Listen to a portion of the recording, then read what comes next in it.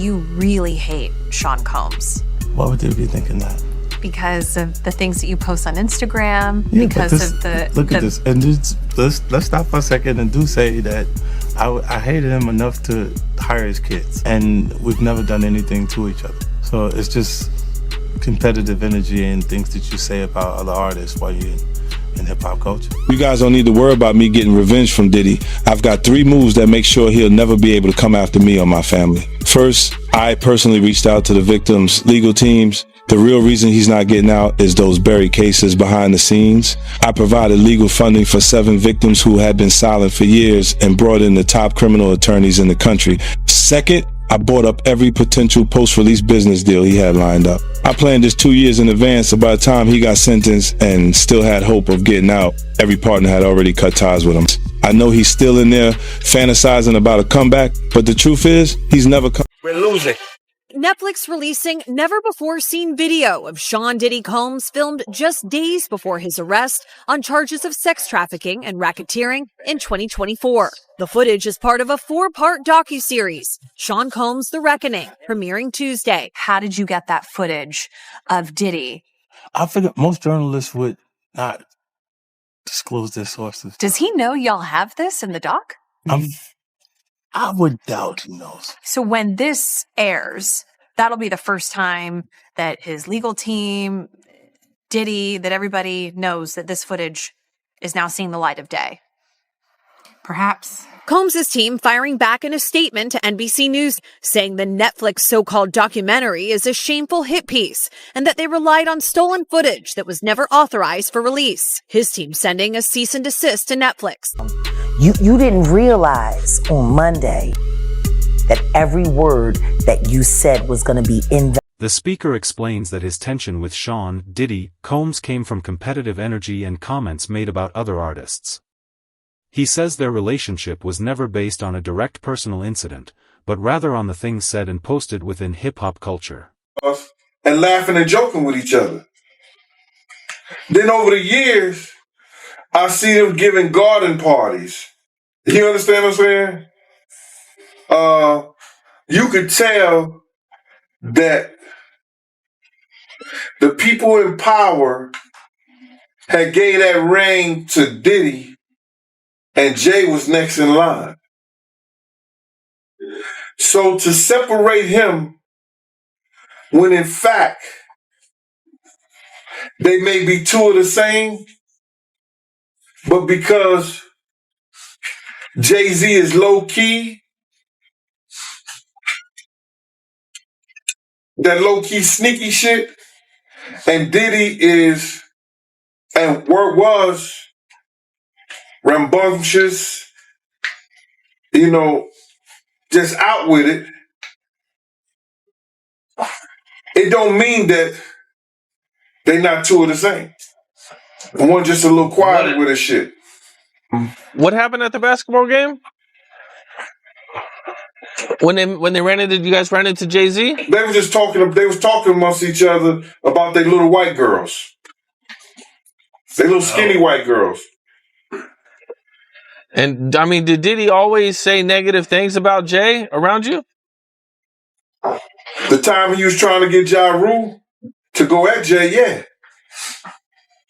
he was. They worked it out. Was there a reason behind it? I couldn't tell you the reason behind it. It's probably because Big had died. I don't know what it was, man. I don't know why he wanted Ja Rule to go at Jay. I guess if he kept them beefing or kept them into some bullshit, he could rise up in between both of them. You know what I mean? Yep. It definitely was some snake shit. Well, Meek Mill is also someone who has been tied into this whole Diddy. Rihanna was trafficked to Def Jam. She was an innocent baby when she came over here. And look at her now. 14 going on 15 years old. Flown over without parental supervision in a private plane by a man who was supposed to be a producer who auditioned her at 3 a.m. in the fucking morning in a hotel room auditioning. at 3 a.m. in the morning, a 14-year-old girl. She was flown to another country. She was taken to Def Jam headquarters. She was left in a conference room alone with Sean Carter for nearly 6 hours alone with no parental supervision. Her father collected a $500,000 check. She has the fastest inked deal in Def Jam. Netflix is releasing previously unseen footage of Sean Combs filmed shortly before his arrest. The footage is reportedly part of a 4-part documentary exploring the allegations and controversy surrounding him. Combs' team has criticized the project, calling it a hit piece and objecting to the use of footage they say was unauthorized. And those men sit up there and seen her being abused by him, and they did what everybody else did for years in the industry. They kept it quiet and kept doing business with him. Do you think a lot of people know what Puff was doing and kind of just turned a blind eye? Yeah. That's a no-brainer. That's a no-brainer. He had got so... You're listening. Everybody in the world knew he took a cowbell and tried to beat the coach up with it. Nobody did nothing. They heard stories for years about him slapping, beating Kim and all other women that he was with. I'm surprised more haven't came out with it. They don't probably want the attention or whatever. But there's more women out there can say that he probably put their hands on them. With Usher, Neo, and Jimmy Iovine being exposed as somebody who might have potentially seen this type of behavior, you know, do you think that they will try to call them on the stand, or, you know, like, do you think they should be held accountable for some of that too? Well, I think that when you have situations like that and you're in a room with somebody, you can't make them see anything when they come to the stand, because all they can just say is that I didn't see it. I was there. I wasn't looking in that direction. I don't know what really happened. All I know is Cassie was holding her stomach, bent over, throwing up. You know what I'm saying? Yeah, they'll say anything. Their lawyers will tell them what to say. They have people to teach them what to say in circumstances and situations like that. So Dawn, yes, she saw it. She saw that they were there, and they should have seen it too. She would have to describe when that happened. What did Usher do? What did Neo do? What did they say? The documentary examines how influence and loyalty can shape the entertainment industry. It raises questions about why certain controversies receive attention while others fade away, and whether powerful connections can sometimes discourage people from speaking publicly. Well, when I first heard the when I first heard the allegations, I said to myself, that's 2000. That's when I was there. And so I got to read what was said and how it went down and everything like that. And then first of all, I start seeing some inconsistency, but I don't want to, criticize the victim or the person that said that they was a victim, but some of the statements and some of the things that I heard was incorrect. As far as I know what we did at that time. First of all, we did not use limousines. We used SUVs in 2000. You know what I'm saying? So when she said that it was a limousine that picked her up or she went with a limousine driver, I was kind of skeptical and wanted to hear more about her story. So now she said that the limousine driver, got her into a party, but somehow she had to went to a gas station. And if you know that area, there's no gas stations unless you walk all the way up to 96th Street. That's like 40 something blocks. So I was like, all you had to walk to the west side, which is another 14, 15 long blocks. And then you would have to know where you're going to find that gas station because it's close to the West Side Highway. Unless you went all the way downtown, and then who gonna pick her up from that far away from the the venue where she went to. So, and then she said something about that, the allegation said something about that she went with the limo driver. So did the limo driver drop Puff and them off or Jay them off, then came back and got her, then take her to the party? It was just a lot of inconsistencies. I was like, yo, first of all, we didn't even use limousines. You understand? Bad Boy used SUVs. So I found those being real inconsistent on what the story which she was talking about. And then for limousine driver, who wouldn't know us, because our drivers didn't drive limousines, how you gonna tell somebody to get in the party? He had to go through security for that. And that just wouldn't have happened. A pivotal shift occurs when allegations become part of the public record through legal filings, interviews, and sworn testimony, moving the conversation beyond private speculation and into documented accounts. Now, why? Because he's the acceptable monster at this time, like R. Kelly was the last time I sat on this couch. So who's next? Y'all don't see the lineup? Yeah, we see the lineup. I'm just waiting to see who's next. Jay-Z is setting Diddy up. Why is everyone having such a hard time? He ain't doing different. He lined up D. Haven, stole his life and identity. He lined up Big L, stole his life and identity. He lined up Dame Dash, stole his life, identity, and took his love. Lined up R. Kelly. He wants to be the one. Yeah, shout out D. Haven. He actually hit us up, wanted to tell this story. You need to talk to D. Haven. Yeah, we need to talk to him. I told you that last year when I put you on the phone with him. You did.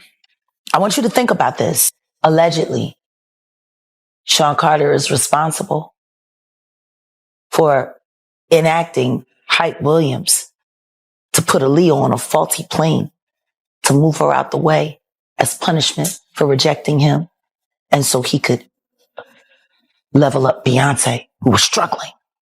Let's just say allegedly that happened. Now I want you to think about 106th and Park with Mary J. Blige. Free, who is a victim of Sean Carter. Yeah. Mary J. Blige, who is a victim of Sean Combs, are sitting there talking about the death of Aaliyah amongst each other. Think about that. You got a Diddy victim, you got a Jay-Z victim, and you got a superstar gone. They know what happened. And yet, they had to sit there and have that conversation like they didn't know who did it. Think of the power. Think about Claudia Jordan right now. Claudia Jordan don't ever mention my mother name. She mentioned it yesterday. Talking about why people are afraid to come forward. You mean like you? You was Diddy girl. Corey was Jay-Z girl. Why don't you claim your friend? Claudia. The discussion turns to claims that people around Combs may have known about troubling behavior. The speaker argues that stories about alleged abuse had circulated for years, while others may have chosen to remain silent. However, what individuals actually witnessed or knew would need to be established through evidence. Much promise become an icon as far as in the music business and stuff that he did to turn around and just tear his whole life down. But it's all because of his mentors and the people that trained him and taught him the music business. You know, it's all about the people who trained and taught him the music business, because Puff wasn't, he wasn't born a monster. You know what I'm saying? He was made into a monster, brother. Do you understand what I'm saying? He was made into a monster from the stuff that happened to him, the things that he had to do. You understand? The things that he had to do to become who he is. You know what I'm saying? You know, it's like this, brother. You never like something so much that you can't do without, and you never be willing to do anything to get where you want to be at. You got to have principles. You got to have morals. You got to keep with that stuff. And in that music business, a lot of that stuff get thrown out the window. You understand? And that's what happened to him. He started doing the things to other people that was done to him. To keep it frank, he was doing the things to other people that was done to him. And it is what it is. You got to know better. And if you know better, you will do better. When he was in New York City, he was like that gecko from the Geico commercial. Then he turned and started going, when he lived in Cali and Miami, he turned into Godzilla. I would see him talk about how he using drugs. He was never like that. Smoking cigarettes, smoking weed and everything like that. He turned into something that you could consider a monster, bruh. Then he started doing things to people, you understand, that he learned. That's a learned behavior, bruh. Now, I'm not saying that he may have been doing a couple of things here and there with women, stuff like that in New York, but the things that they're talking about that he was doing, bringing in prostitutes to have sex with his girl and all that stuff like that, that was some crazy stuff to me, man. So I'm just looking at this whole thing, man, and you had asked me, and we don't have these conversations like. The conversation questions whether people who were allegedly present during controversial incidents should be called to testify. The speaker points out that simply being in the same room does not prove someone witnessed an event, emphasizing that witnesses would have to explain exactly what they saw and heard. Everything, his lawyers wrote that shit up, and now he presenting to the people like he wrote it. Everybody know that if he's stealing rhymes and he's stealing bars, I know that's your man, Mighty. But you know there's a lot of bars and a lot of rhymes he done stole from people. If he's stealing rhymes and he's stealing bars, he ain't write no letter like that for nobody and to nobody. I mean, Jay was paying homage, man, showing respect. Oh, okay. He was showing respect? Yeah. Well, I guess Tupac and Biggie showed the same respect too, right? Huh? Oh, you ain't got nothing to say about that. All right, okay. I guess Big L was showing respect too, right? I guess Cam them show respect too, huh? It's a lot of rappers, man. I guess Mace was showing respect too. It's a lot of rappers, man. They don't steal. Yo, Mighty, I'm finna blow you out the water. This nigga stole the whole song. I got 99 problems, and now he finding out a bitch is one. Come on now. He stole a whole song from Ice-T. Didn't give him the props on it. I know you're going to cut this part out, but it's the truth. Let's get back to the letter. Now, he called the lawyer ambulance chase and all that stuff like that. I think Tony Busby probably got a lawsuit against him now.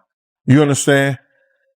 Defamation of character, the whole 9 yards. So Jay gonna have to say, I didn't write that. My lawyer wrote that. But he came out like saying that he wrote it. Like he was doing that. So he got him a defamation defamation. I think Tony Busby got a defamation lawsuit against him right now. Against his character, this, that, and the third, the whole 9 yards. So as far as that letter is concerned, man, Tony Busby sent him a demand letter, award letter. All lawyers do that. He didn't go out the scope of what the information he had from representing his client. Now Jay-Z is sitting back, you know what I'm saying, going at him personally. Now, all this back and forth and this media stuff like that, 9 times out of 10, you usually don't find that lawyers going at each other in the media. They be doing that shit in the courtroom, but it makes for entertainment. And I guess we're being entertained by this bullcrap. One speaker discusses an allegation from years earlier and says he noticed what he considered inconsistencies in the account. He specifically questions details about transportation and locations, explaining that his recollection of how Bad Boy handled transportation at the time was different. I want to say this to protect myself, that there's stories of Jay talking to underage girls. It was a girl from my block that was 16, 17 years old that Jay was talking to. If she was 17. So there's plenty of stories out there that they might flood the market of Jay talking to underage girls. I heard this kid that is claiming to be his son. His mother was 15 when she conceived him and had him at 16. And Jay refused to do a blood test or anything like that. And all of a sudden, when this has gotten real big and Tony Bugsby had taken the kid's case, the kid just got arrested for having a gun in his car, I think, like that. Did you hear something about that? That the kid got arrested for having a gun in his car, and when they go and watch the tape, somebody was planting a gun in the kid's car. Now the kid who never been in trouble to that degree, and now he's facing a case for a gun case for having a loaded firearm in his car. So, answer your question. There's plenty of stories. Ain't Beyonce one of those stories? Isn't Foxy Brown one of those stories? Isn't that kid mother one of his stories? There's a lot of stories, bro. So. The discussion shifts from online speculation to allegations appearing in lawsuits, interviews, and legal filings. The documentary presents the idea that once claims enter a documented legal process, timelines and evidence can be examined more closely rather than relying only on rumors. Anybody can come on this internet and say anything, right? And dude is getting a whole lot of attention because people are even calling me, asking me about him, you know, and I don't know him from a can of paint. He even mentioned my name, saying that I know what I know. I don't know what he knows, but I do know this, that it's only 3 people that had contracts with Puff and Bad Boy. Me, Wolf, and Paul Offord. If he didn't come through Paul Offord Security, Green Gate Security, he didn't have a contract with Puff. Because anybody who worked for Puff, other than me and Wolf, came through Green Gate Security. That was Paul's security thing. Especially at the time that he was saying that he worked for Puff. Or Puff offered him $30,000. Now, anybody knows this, that Bad Boy took 50% of all this artist publishing, right? 50% of all the artist publishing straight out the rip. Then Puff gave Big $200,000 for the rest of his publishing. So what publishing did he was trying to get and keep from Puff? You understand? What publishing was Puff was trying to get when he already had it?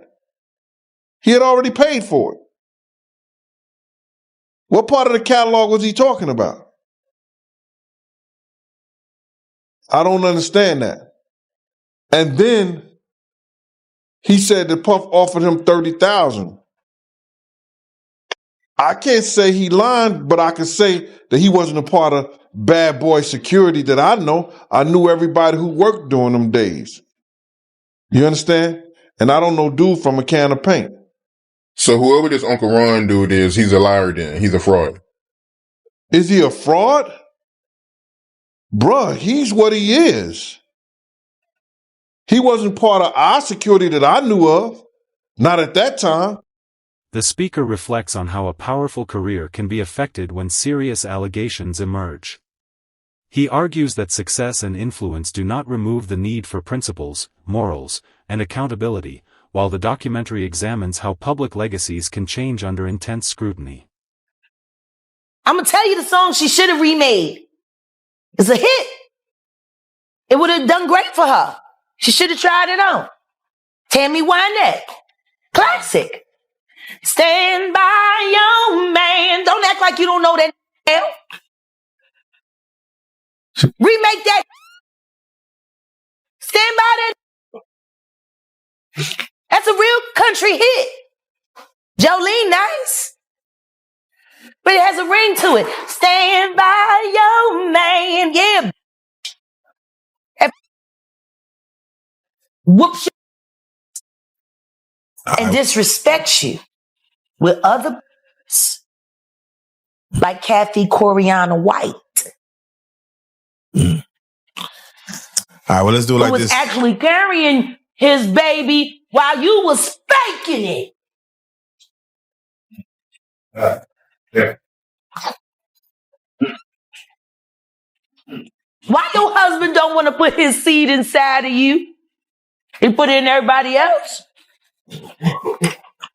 Wild in this world, yo. It's funny, you open up Beyonce's internet, it just gets weird. Beyonce's internet. That's what we're calling that it. belongs to the devil. Unless you calling that the devil, she ain't nothing but an employee. Oh. And half of which dumbass bitch. You know, it's funny that it's crazy you say these Why things. don't nobody want to accept that bitch? I think she went and killed the girl Cats.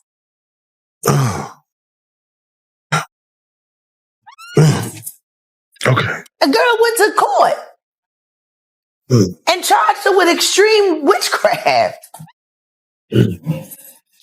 She was hypnotized.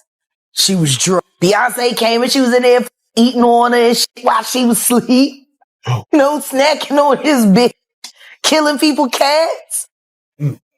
And guess what? They wouldn't give her the restraining order. They just told her to stay away from Beyonce and work for somebody else. Guess what? She's having a hard time finding work too.